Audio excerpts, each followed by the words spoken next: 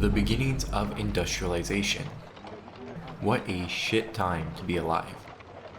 Proletariats were being crammed into cities working 12 to 16-hour shifts that were literally killing them, all for wages that barely covered the cost of living. That being said, what a great time to set a political and economic-based grand strategy game.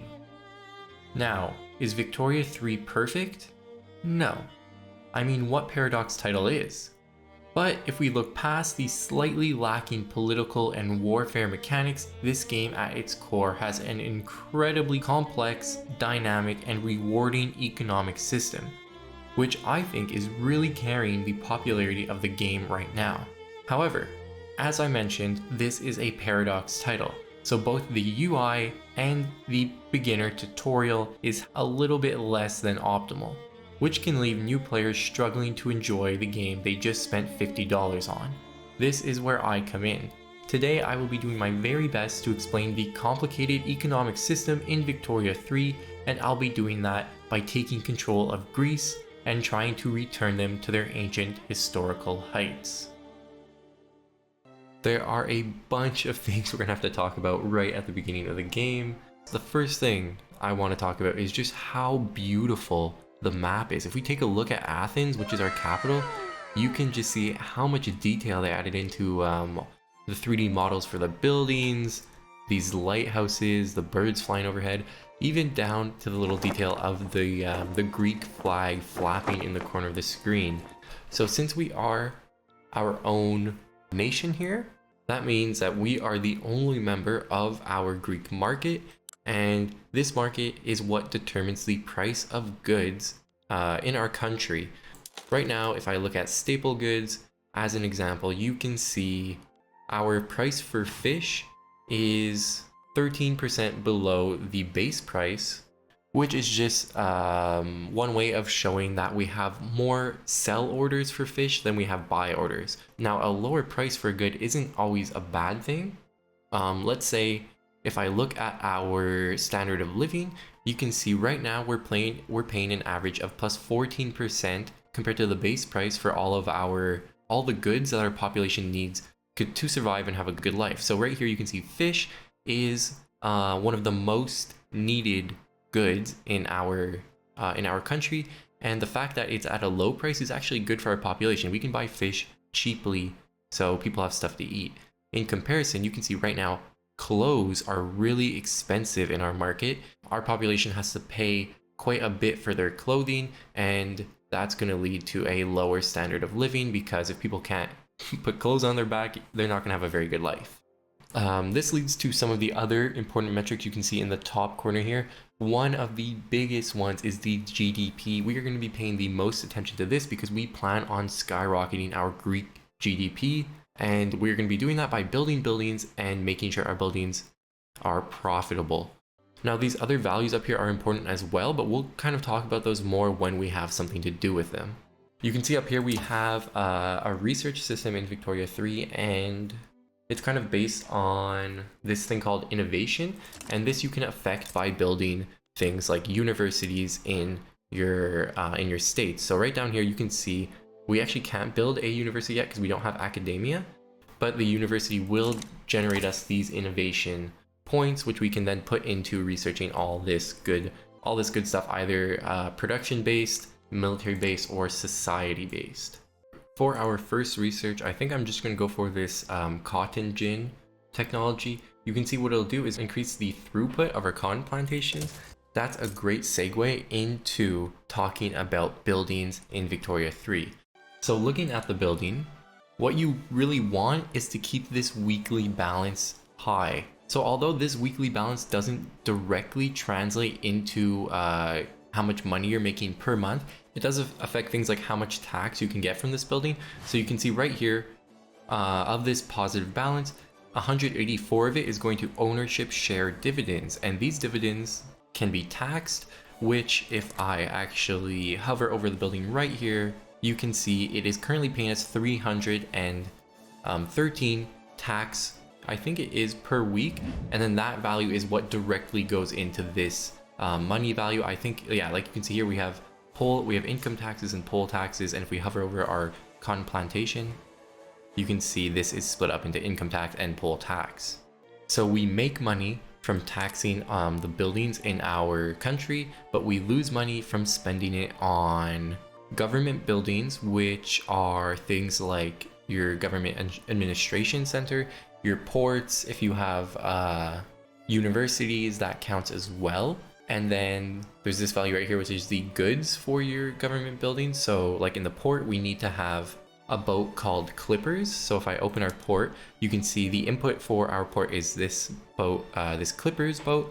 So we need to pay for this in order to fund our port. And then there's other things like military wages and goods for military buildings as well. So another way you can make money is from tariffs, and this is tax from your inputs and your imports and exports, and you can see those in the market if you go to your trade routes. So right now you can see we have 3 trade routes set up. We are importing furniture from Italy over here, this Two Sicilies country. We are also importing clothes from the Ottoman Empire, and we are also importing artillery from Britain. This right here is a value of how productive this trade route is.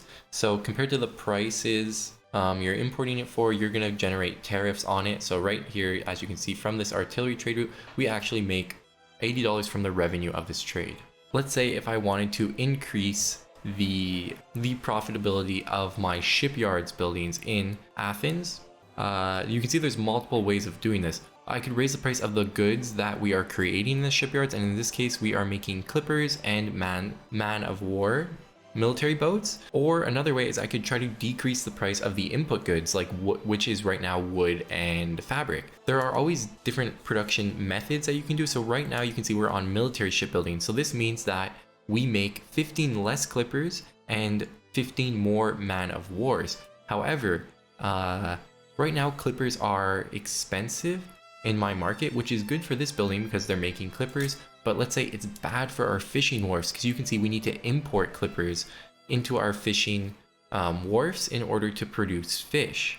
Often if you make one building more profitable, you'll probably have a negative effect on another building. So it's all this kind of crazy dance that you have to do with your buildings in order to make everything as efficient as possible. And as I mentioned, I'm still relatively new to the Victoria franchise. I've been pretty much playing as much of this game as I possibly can, but there's still a lot of stuff I don't know. So what I'm going to try to do is raise the price of these man of war ships. So now if I go to my market and you can see trade routes, what we can do is actually set up a new export route. So if I click on this button, we have all the options for me to export, and it has to be stuff that you actually have in your market. So like we don't have any planes, so I can't export planes, but we do have man of wars, which we can export. If I click on them, you can see all the other markets we could export it to and their respective productivities. Now these productivities aren't fixed. So let's say if something happens in France where they start making man of wars, the productivity of this trade route will go down. So you kind of have to keep an eye on things like that. But also, if a trade route becomes unproductive, it will show up here in your current situation. So you don't really have to worry about that too much. One thing you should notice is that there is a price of bureaucracy we have to pay to set up these trade routes, and bureaucracy is this value right here, which you gain from your government administration building. So we have our government administration building in Athens, and it's currently size 2, which is pretty good. And you can see we are paying this much for the wages, and the output of that is 70 bureaucracy. There are different things we can do, like if I switch to filing cabinets as an example, you can see this would give us 100 bureaucracy instead of 70 and some added taxation capacity. But one thing you really have to notice is that this will actually start consuming paper, which, because right now we don't have any need for paper in our market. If I go to our market and look at details again, yeah, so we don't even have any paper in our market. So if I wanted to change this production method, you can see it would bump up the price of paper in the Greek market a ton. So it would go from 30 to over 52. And that would cost me a lot in terms of money, because again, government buildings, we have to pay out of pocket for all the goods in them. You will notice our balance here went down, when we made that trade route. But if we click on our shipyards, the price of these man of wars has increased drastically because we are now exporting them. And instead of making just 300 as a weekly balance, we are now making 700. However, one bad thing that happened from this is you can see we went into a deficit in terms of our bureaucracy because we set up another trade route. One way we could get out of this is by canceling some of our other trade routes, or like I said before, we could change our government center to filing cabinets, which would cost us a lot of money, but it would get our bureaucracy up above 0. So I think what I'm going to do is actually cancel one of our other trade routes. And one thing that I'm going to get rid of is this one right here, where we're picking up artillery from the British. So I'm going to cancel that. It'll improve our bureaucracy, but you can see what that'll do is actually make it so our barracks will, our barracks now has an input shortage. We were getting artillery from the British, meaning our artillery price was low, but now you can see our artillery price just shot up and we don't have any actually, so it's going to stop providing us with all these benefits. I'm kind of banking on nobody invading us right away, or maybe if somebody does invade us, hopefully we can be like a puppet and then operate in their market instead. One way I can stop this from being in effect is changing the production method in our barracks from cannon artillery to just infantry focus, which you can see will use less artillery, and we won't have to buy that anymore, so it should not be a problem. So the fact that we had negative bureaucracy was actually lowering our tax effectiveness, so you can kind of see that drop went down here, but it went right back up when we brought it above 0 again. But if we actually click on our money, you can see we have a few other options. So something we can do is raise the taxes overall on our people, and you can see this will generate us almost $1,000 more dollars. And then there's other things we can do. We can like lower the wages of our government, which would make certain groups unhappy, or lower the wages of our military, which again would make people unhappy. So I think I'm going to actually lower our military wages. Well, let me take a look at our government first. So in our government, you can see we have a bunch of different groups. Right now, the only group that is actually a part of our government is the landowners. And that is because we are a king, who is a landowner themselves.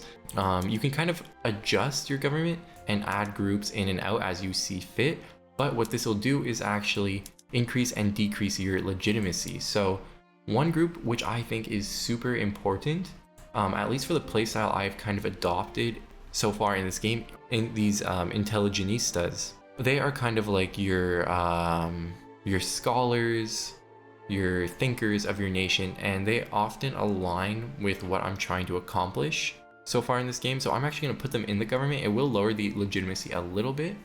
So because like we looked at, we saw our military actually has a positive opinion with us, we could bump this down all the way to very low military wages, and they wouldn't be very pissed off with me, and that will make it so that we are just making a little bit of money and we're not running a deficit right now. So I was just looking around at our supply network, and this is kind of what determines how many trade routes you can have. And right now we only need 5 convoys, which is what you use for your trade routes. You can see we don't actually need any to trade with the Ottomans because we're doing it over land. And then to trade with the French and the British, we only need 5.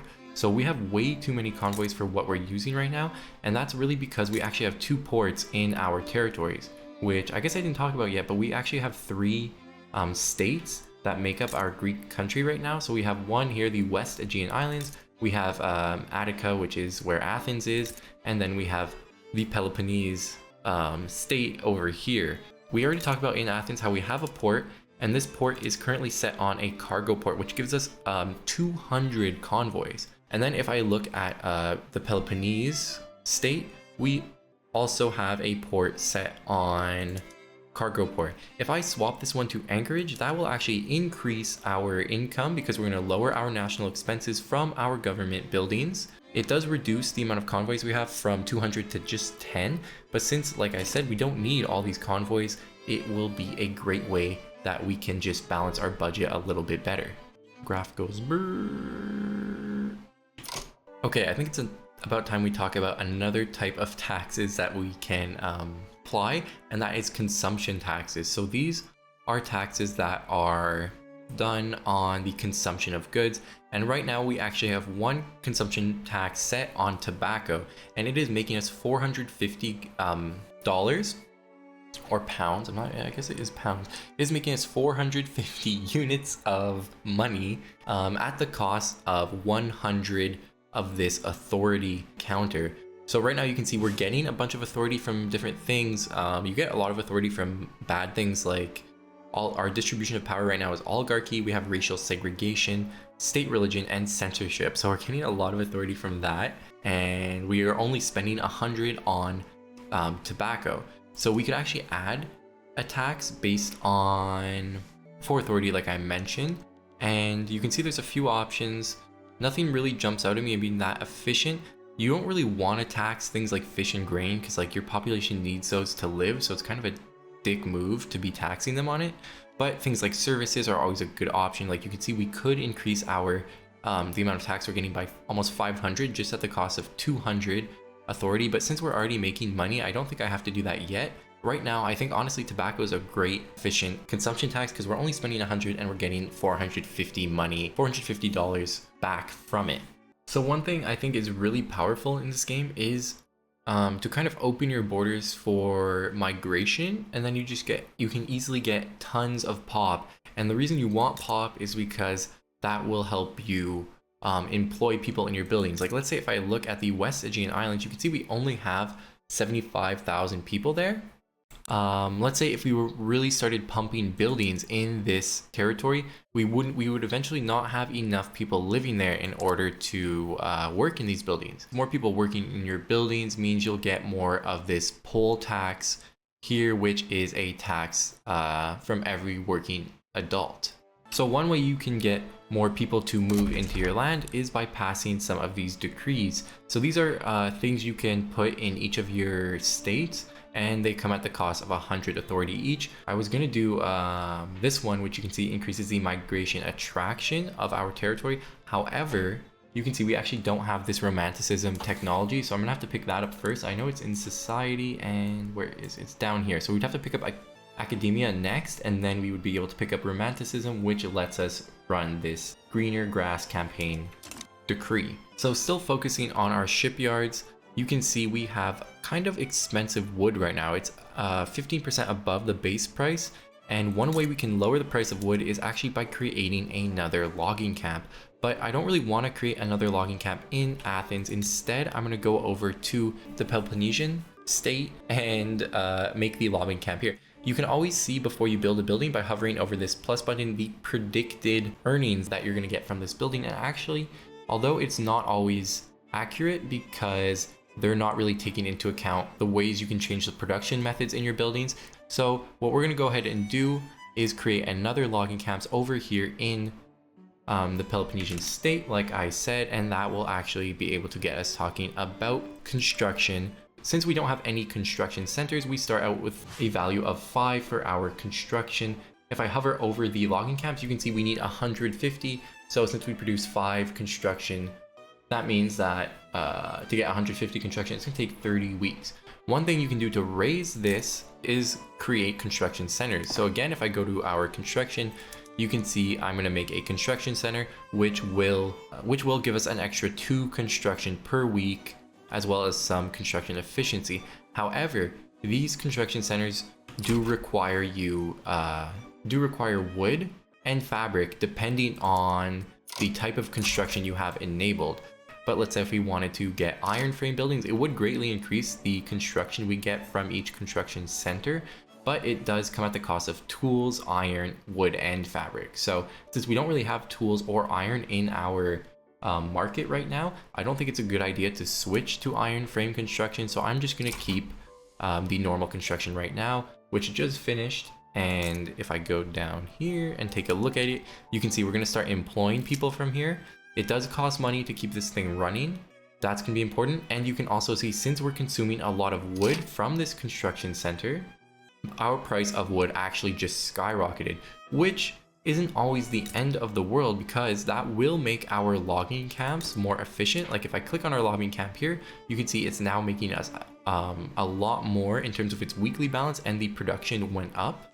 but still, because we have to now pay, you can see almost 2,000 for our construction goods, and as well as 340 for the construction center wages, we are going to be losing money while making buildings, which is honestly completely normal. So my research for cotton gin just finished, and you can see that made our cotton plantation super efficient. And you can see that boosts the productivity a lot, as well as the taxes that they give us. So because we're using a lot of wood for construction, you can see that has an effect on the wood in our market, and we actually are going to run out of wood unless we do something about it. So one thing we can do to remedy that is create an import route of wood, and we have some very productive routes we can make. Like this one right here would increase our tariffs by 800. It does cost 45 convoys, but I think it's good to, I think importing wood from the Russian market would be a great idea. What that will do is kind of reduce the efficiency of our logging camps. So you can see our logging buildings are going to be less efficient now because we're importing wood. That's okay, because once we finish the construction, which it looks like we just did actually finish the construction, we can go back over here to our market, cancel this trade route, which is now unproductive because we don't need the wood anymore. So cancel it with them. And then if we go back to our logging camp, you can see the wood shoots up in price again and our logging camps become profitable. So the next step I have in mind is to start making one of these urban buildings. So here you can make things that kind of take your raw goods, which is what we've talked about so far, and turn them into something more advanced. So an example of this is the shipyards that we had this whole time. In the shipyards, we take the raw goods of wood and fabric and we turn it into boats, which we are selling currently to the French, and the clippers we are actually using in our own fishing buildings in our country. So another type of urban building that you can make is this tooling workshop. So I'm going to get started on this. It will take a while to finish, but I think we'll have an effect on that. And then if we look at the tooling workshop, you can see it's going to be using wood, and it's going to produce tools. The reason tools are important, because if we look at some of these infrastructure, if we look at some of these raw resource buildings, we can switch the production method from simple forestry, as an example in our logging camps, to sawmills. And this sawmills, although it would start producing a lot more wood, which would tank our wood price, which isn't the end of the world, it will skyrocket the amount of price we have to pay for tools. But if we were able to get tools, having a low tool price would mean we could make this switch very easily. And having tools will also help us because we can then make things like these iron mines, which actually use tools, as you can see, to produce iron. But first, actually, what I will do is actually increase our construction center by 1, just to get a little bit more construction and reduce the time it would take to make both these buildings. So you guys will be able to see that by building both these buildings, we'll probably go into debt. And that's not the end of the world. We do have a line of credit which we can go into, but to try to stop us from going into too much debt, I'm actually going to put us on the highest level of taxes, which will not help our population. This probably will drop our standard of living and create more radicals for increasing the debt level. But since most of our groups of people are decently happy with us right now, as you can see, I'm not too worried about the amount of radicals which we're going to get from doing this. As you can see right now, we got quite a jump in the radicals and a decrease in the standard of living. You can actually see that we're gaining money even though we're spending 3,000 gold on construction. So I'm going to bump our taxes down just a little bit so our people don't get too angry with us.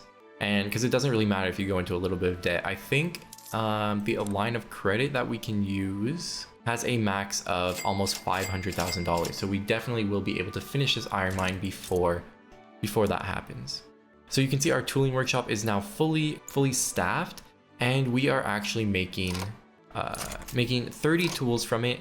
And the tool price has absolutely dropped because we don't really have any need for tools in our market right now. You can see the wood price is a little bit expensive actually. So maybe I should think about expanding these logging camps, or if I was smart and I remember the whole reason we built that tooling camp was so that we could actually switch our production method of our logging camps to sawmills. So let me take our tier 2 production logging camp in Athens, and if we make the switch from simple forestry to sawmills, you can see this will have an effect of lowering the price of wood because we will be producing 60 more wood. It also will have an effect on it will have an effect on the tool price, although I think because we still only just need 10 tools from this, it won't be that bad.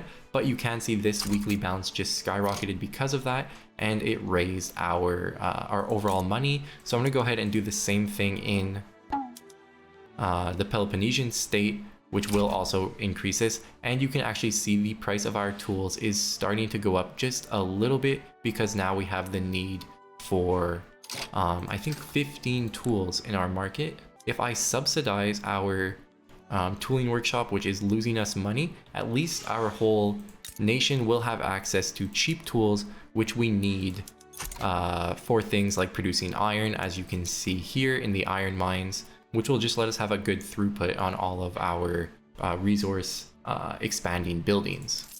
Because I finished building there, I'm going to reduce our taxes to kind of get rid of some of these radicals, as you can see.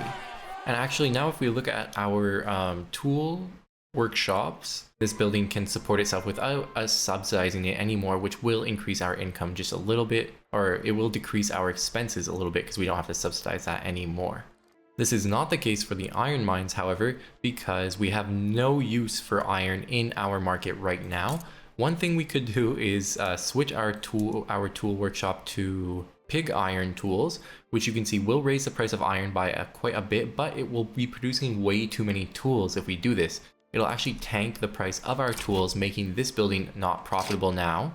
But looking at our iron mine, you can see it is now profitable on its own. So it's kind of like a balance going back and forth between buildings, making sure everything is positive, trying to affect the prices of things in your market and adjusting them. So I just finished researching romanticism, and that is good. Let me apply this greener pastures decree, which you can see will raise the migration attraction in our capital to a level of high, which is good because then we might start attracting some migrants from other regions to our lands.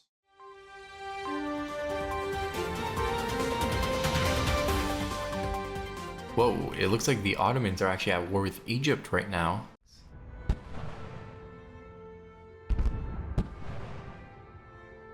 I don't really know if we'll be able to talk about war at any point in this game because we are not the strongest nation and everyone around us is pretty big, so it might not be a good idea to declare war on anyone. So I don't think it's a good idea to be paying so much to subsidize our tooling workshop.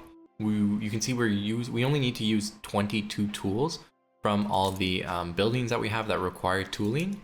So I'm actually going to set up an export route of tools. You can see the Russians would be a very productive route for us actually. So I'll set it up with them, and that should have a good effect on our economy. You can already see our money is just ticking up right now. A lot of it coming from, well, some of it coming from the tariffs that we're getting from the trade route itself, but I think most of it is coming from the actual tooling workshop, which you can see is now getting 1.3 thousand towards its weekly balance, which gets converted into the taxes and all the good stuff. So in our government, I'm going to try to edit our distribution of power. Right now we have an oligarchy, which is good for these aristocrats and these capitalists, but I think I would rather have landed voting because it will give our intelligentista group a little bit more power. They'll be happier with us and they should gain some clout from this. You can see you have a certain success chance based on the groups who support the new change of law. So our intelligentistas and our landowners both support it, giving us 36% chance. And then every 220 days, you have a checkpoint where you can either increase this success chance or decrease it. So I think next up, I'm going to build one sulfur mine and one lead mine in my capital because we do have a lot of tools. We are exporting some of them, so we're like inflating the price of tools in our market.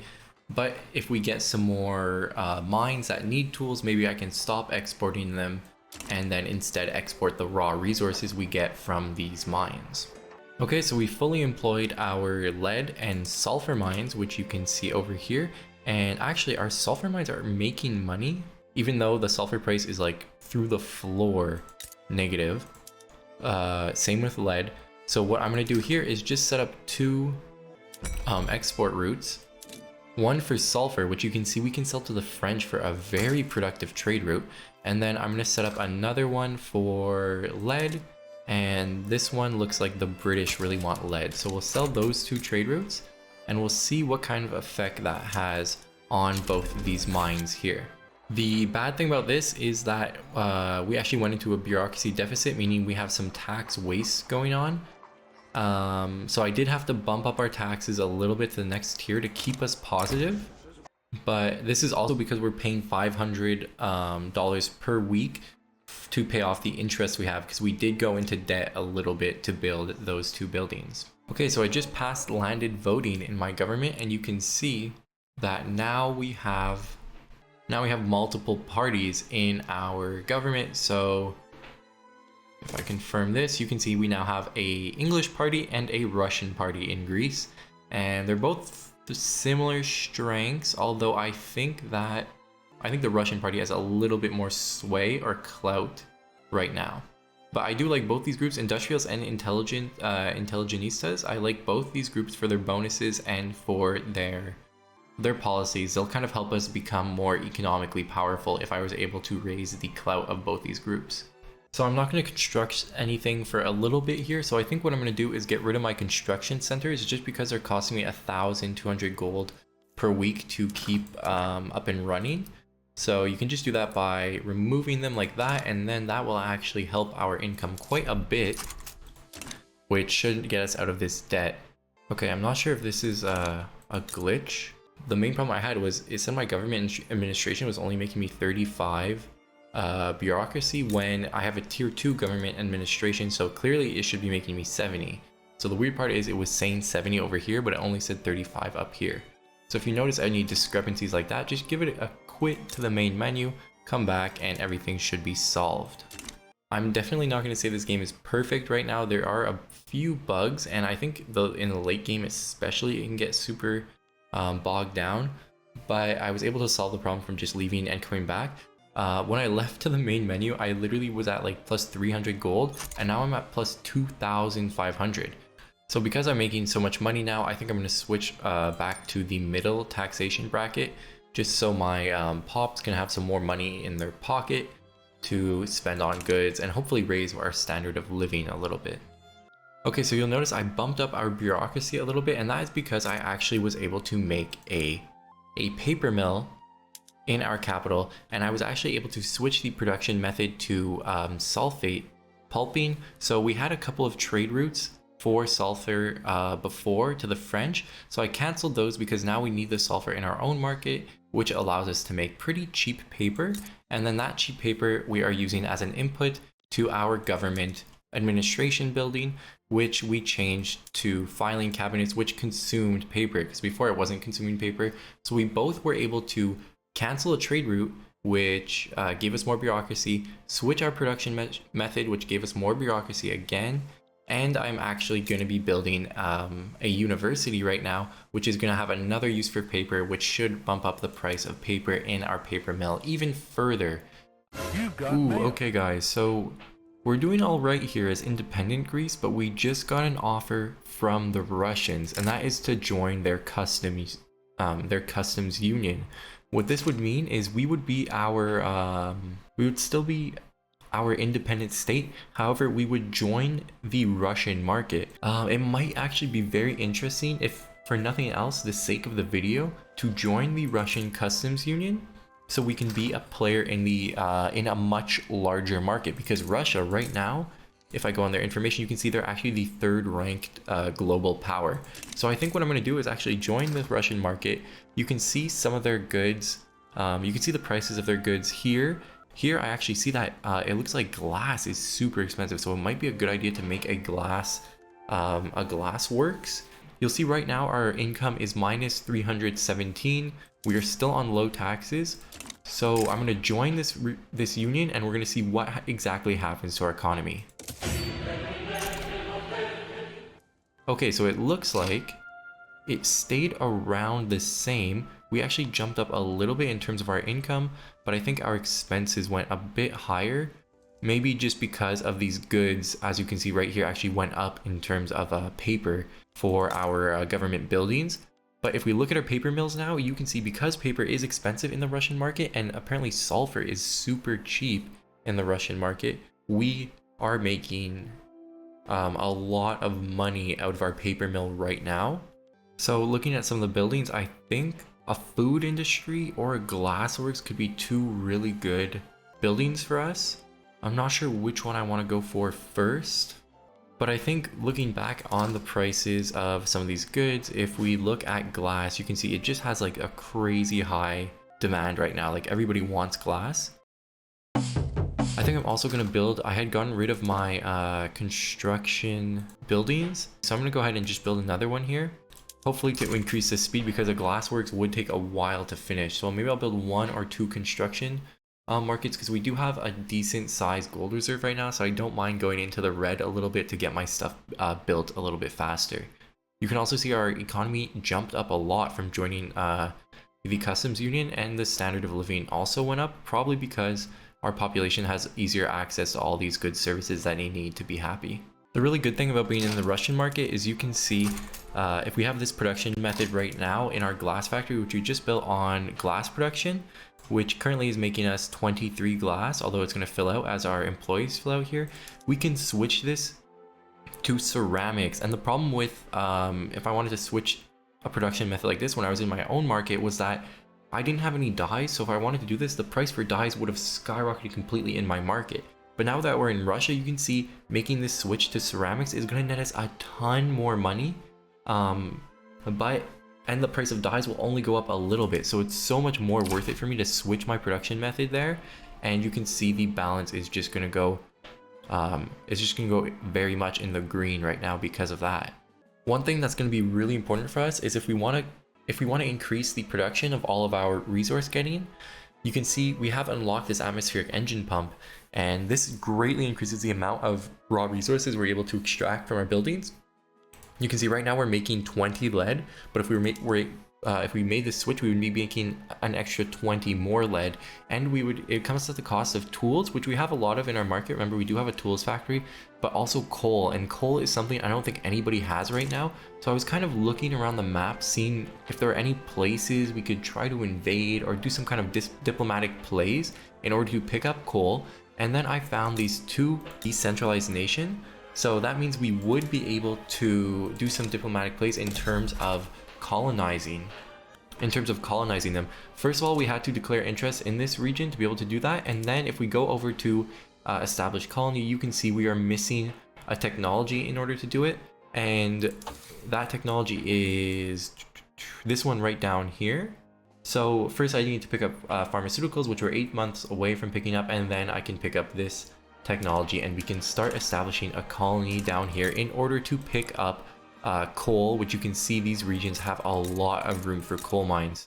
So I think I'm going to try to enact total separation to kind of get rid of the church from our government, but also make the intelligentistas a little bit happier. Right now they're at -8 from us, and if we can get them to +10, it'll actually really help our migration here. You can see we already have decent migration. We actually have 23,000 people moving to Athens, which is very nice. You can see actually our population is going up really well as our GDP.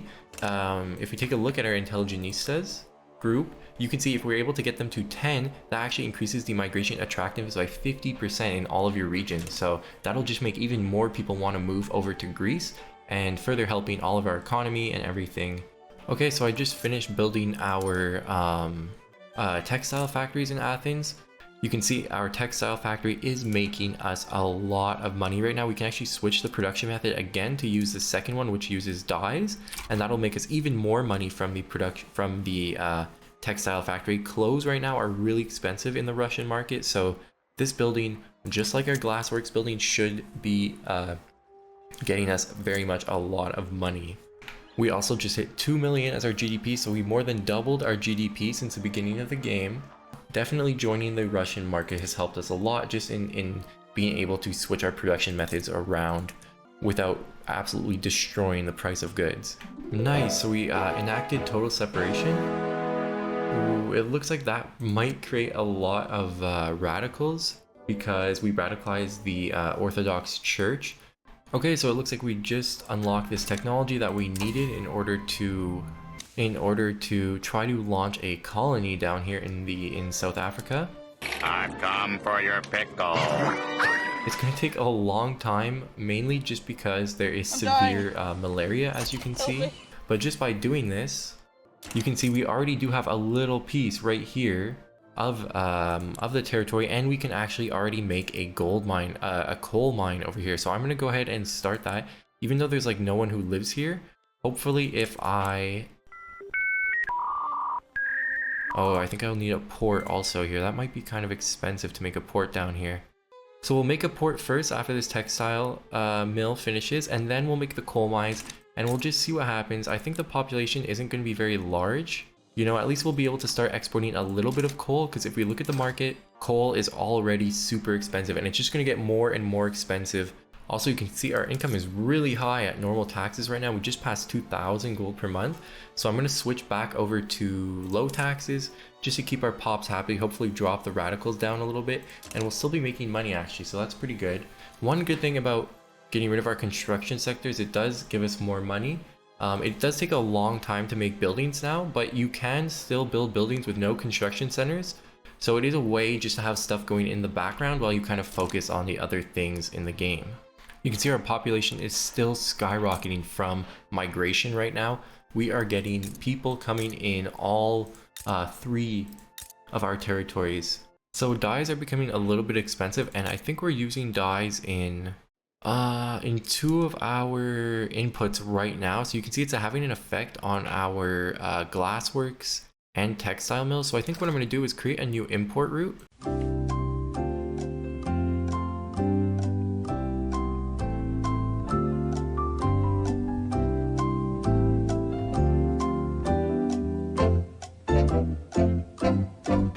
Here they are. So we're going to establish an import route for dyes. I think we could get some pretty, wow, yeah, we can get some really efficient import routes for dyes. So I might set up 2 actually. Look, we can import from the Mexican market for a productivity of 20, and then from the Danish market for 21. What it should have an effect on is the actual price of dyes, which you can see is now only plus 19% from the base, and we have dropped the price quite a good amount, which is going to be really good for both our glassworks, which you can see are now making more money from because of that, and of course also our textile mills, which are making more money again because of that, because we dropped the input. Ooh, actually, so I was having a look at our textile mill, and we can actually switch over to making luxury clothes, which will drop the price of luxury clothes, but luxury clothes are really expensive right now, so making that switch will make us more money. So one thing I didn't talk about yet is this investment pool value, and this is a really cool function where if we click on one of our productive buildings like our tool workshop, you can see we are currently making this much money from the positive balance, and about half of this goes to our owner's shares, which are the capitalists working in the building, and then we tax these guys to get money. But the other half goes to the investment pool, and that is the metric you can see right here, which gets used when you have working construction centers. So I'm building a construction center again in our capital. We're gonna be paying for construction goods in this construction center to keep it up and running. So let me actually build another one to show you guys even further.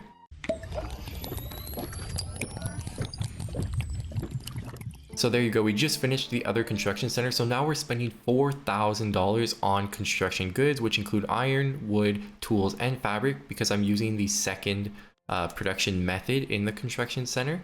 But this doesn't take away from our income yet, because we have this investment pool, which is going to be used up first to build buildings. And then once the investment pool is empty, it's going to start taking away from our weekly income, our gold reserves, and then eventually if we have to go into debt. Okay, over here we actually finished in our little colony in South Africa. We finished our port, which should make this a little bit less of a oh wow, look, the pop is going up like crazy in here. Wow, it actually has high attraction rate, I guess, again because we have intelligenesis, but also because it's sparsely populated. So you can see we're going to be gaining a lot of people actually down here, which is going to be great for our coal mine. We should have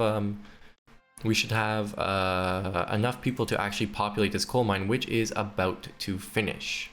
So you can see if you do want to switch to the atmospheric engine pump, we'll be getting a lot more coal, and it'll actually make the building more productive in general. You can see it'll get us an extra $342 a week, but it's going to come at the cost of tools. So it's slowly going to raise the price of tools, and tools are still kind of expensive in our market. So I think what I'm going to do is go over to the Peloponnesian state, where you can see we actually have around 30,000 peasants. So we have a lot of peasants we can put to work. And if I were to build a tool workshop in here, it's predicting that it would already be a positive. It would already have a positive income. So that's always a good sign, especially when you can play around with the production methods to increase that even further. So we'll get to work on that. And then if we are able to move the tool price down just a little bit from that, we could always go over to some of these places and switch them all over to atmospheric engine pump.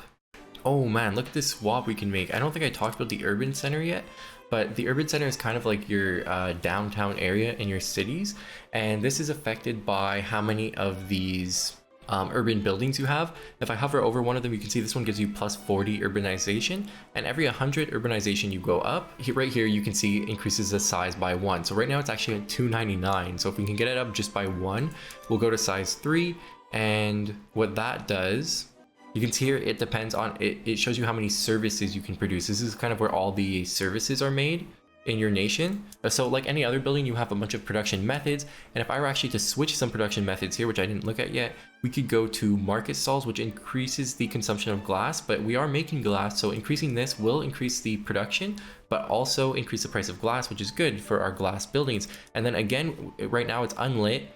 But we can switch to gas streetlights, which is going to cost a lot more coal. So we're going to increase the price of coal in our market, but we're also producing coal. So that will again help us. And you can see right here that we just made a big change from our service production. I think we more than doubled the amount of services that we were making before. And it also greatly affected the weekly balance in here, which is going to be going up a ton, and that's just going to make us even more money. You can see our income revenue right now is pretty high at above 11,000, even though we are still on low taxes. The only reason we're losing money right now is because I am constructing a tooling factory.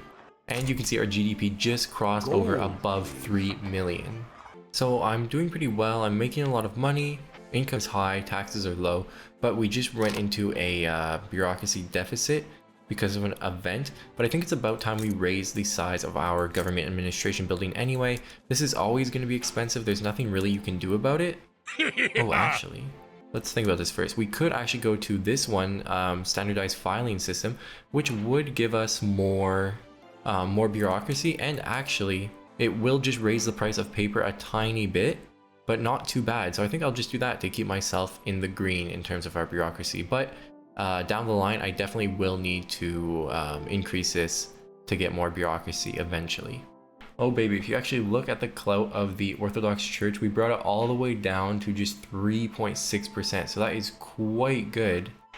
So it looks like the Mexicans have stopped sending us dyes, which is not good because we need dyes for a lot of our inputs, as you can see. It also crazily increased the price of dyes. We need like more than half that we're producing. So I'm going to try to set up some more trade routes for dyes. Yeah.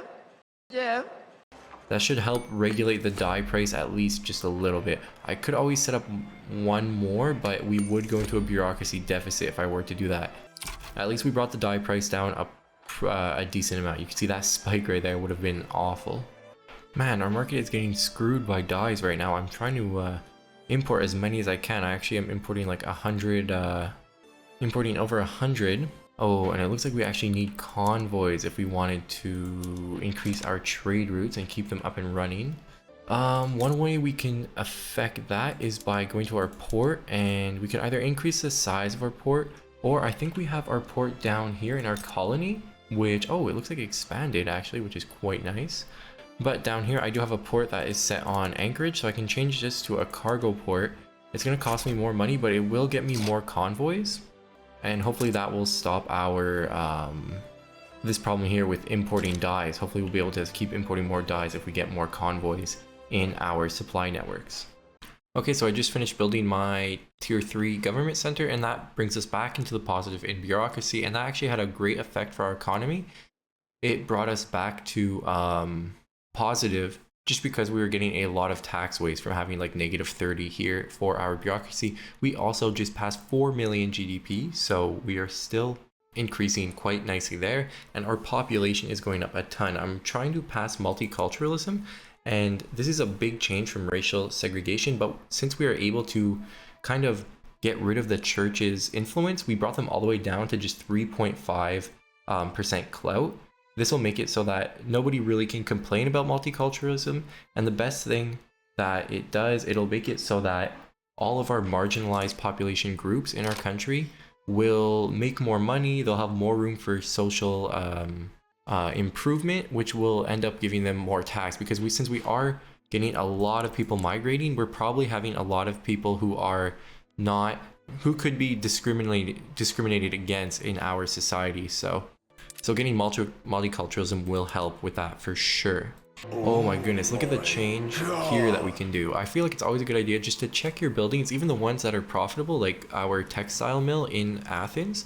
If I make a switch from dye workshops over to sewing machines, you can see it's going to consume more tools, fabric, and dyes, but it really won't have that much of an effect on these things. What it will do is make us produce way more clothes. So you can see it says we're going to be making plus 1,000 weekly balance from that, which is going to go right into the owner shares, dividends, and the investment pool. I was having a look in our colony in South Africa, and you can see we're making absolute heaps of money from our coal mines. I made the switch to condensed engine pumps, which cost more tools, but we have a lot of tools in our market right now, so we are just making absolute bank from here. And I think that's good, because the next step in our industrialization of Greece will be to start making some motor industries. So you'll be able to see that I queued up a motor industry in Athens, but to make this motor industry, we're going to need an input of steel.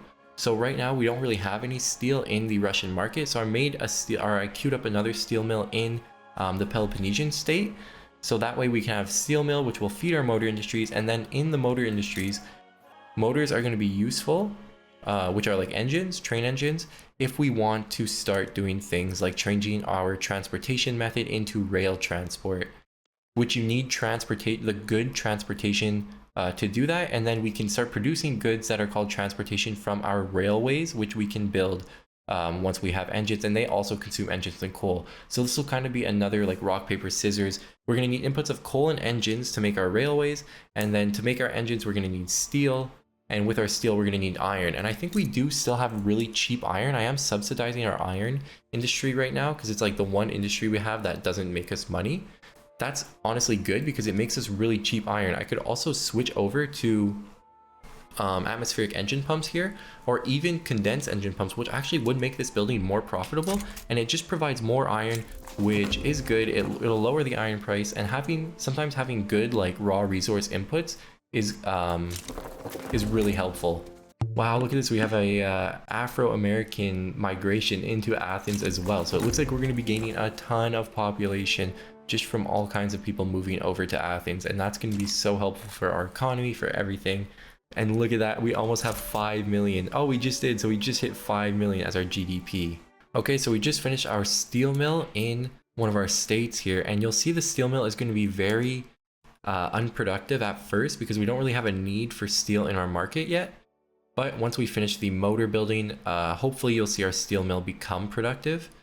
I'll subsidize it now at first just to see what everything looks like once it's fully employed.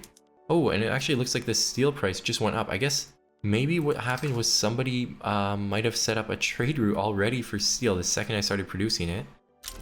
Oh no, and it looks like there's some arm industries in the Russian market and tooling workshops that are actually using steel. So we have a use for our steel now, which is good. Okay, so it looks like our motor industry is just finished. So I'm gonna do the same thing. I'm gonna subsidize it at first just so we can kind of see what it looks like when it's filled out.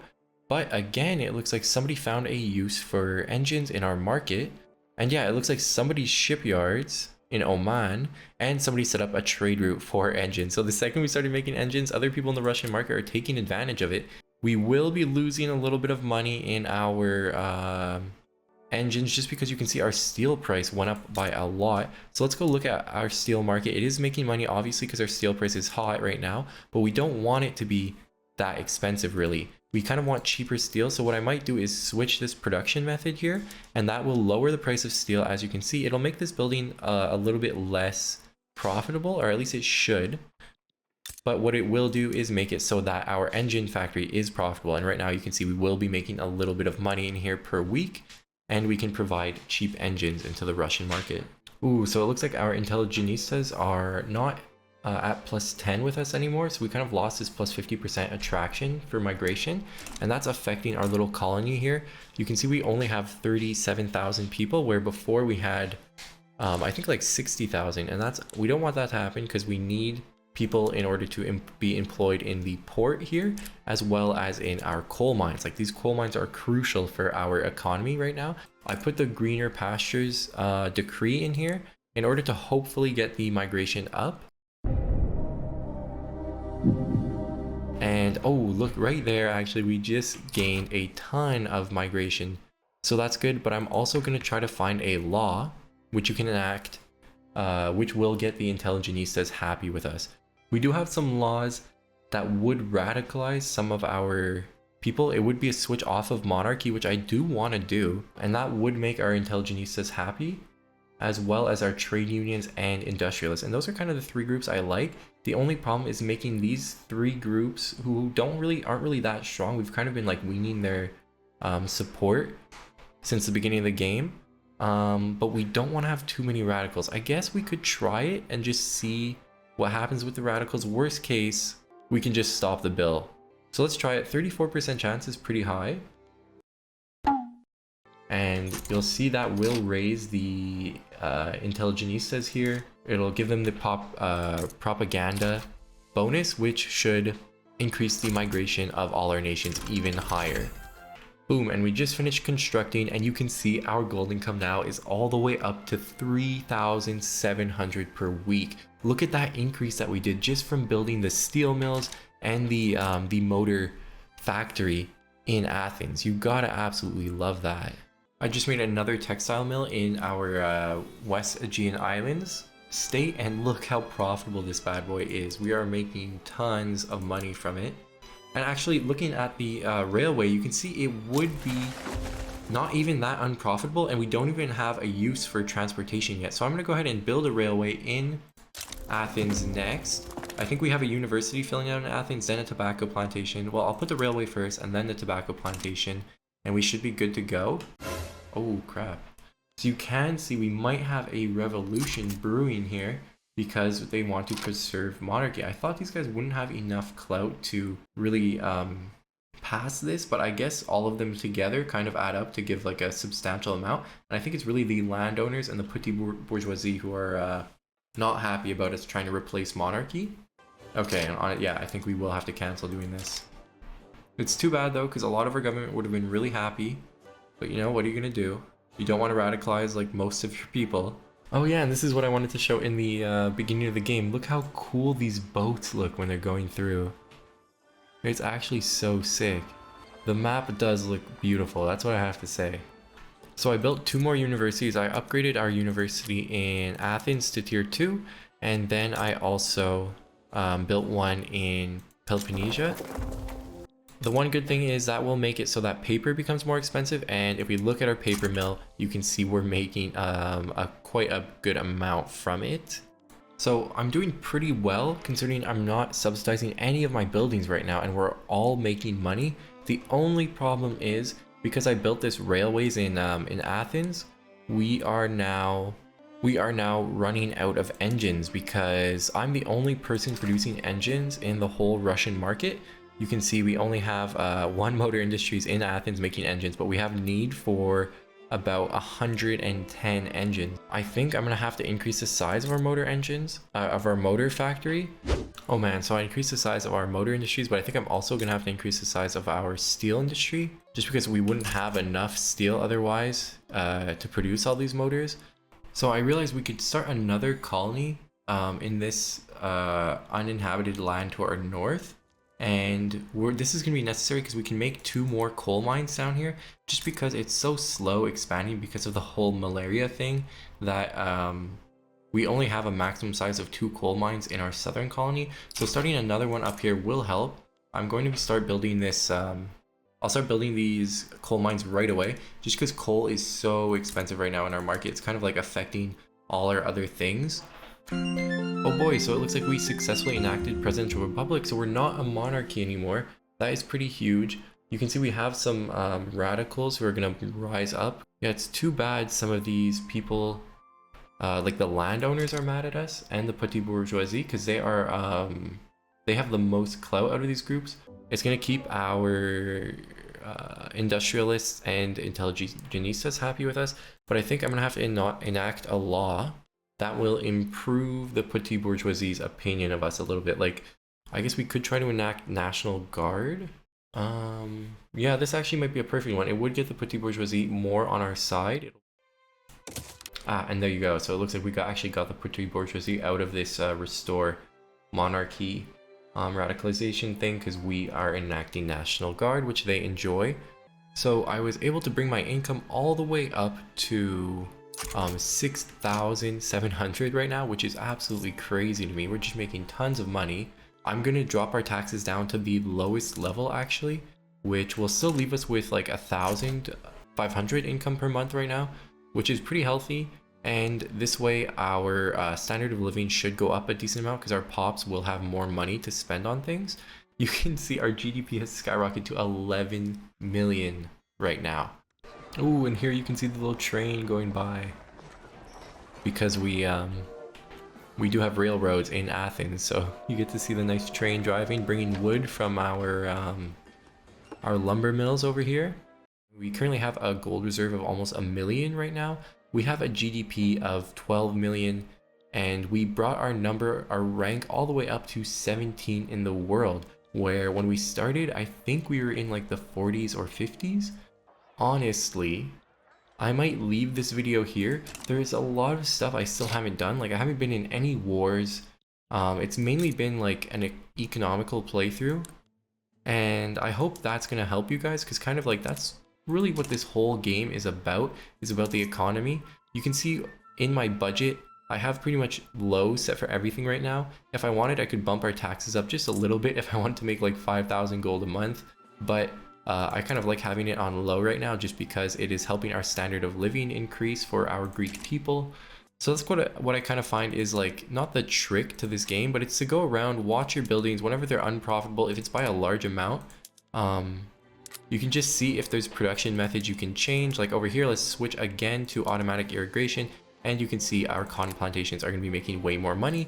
We can do the same thing over here for the tobacco plantations. And actually we can do it again, but here we can switch to fertilizers for our wheat farms, and we just changed the productivity of all these buildings just like that, and we raise our income from it. I think that's where I'm gonna leave you guys with our lovely little Greek country here. We brought the GDP up from under 1 million all the way up to 13.4 million. We're increasing the literacy rate, our standard of living is going up, our population is skyrocketing. I think we are doing quite well. You guys can let me know if you want to see me continue this game, which could dive into more late game things, but I already know I'm gonna have so much editing to do to get this video out to you guys. I hope this video will be able to help you guys. Obviously there's things I don't know, and hopefully in the comments there's gonna be tons of tips I can read so I can start improving at this game. Hopefully we'll be doing a lot more of Victoria 3. Peace out, guys.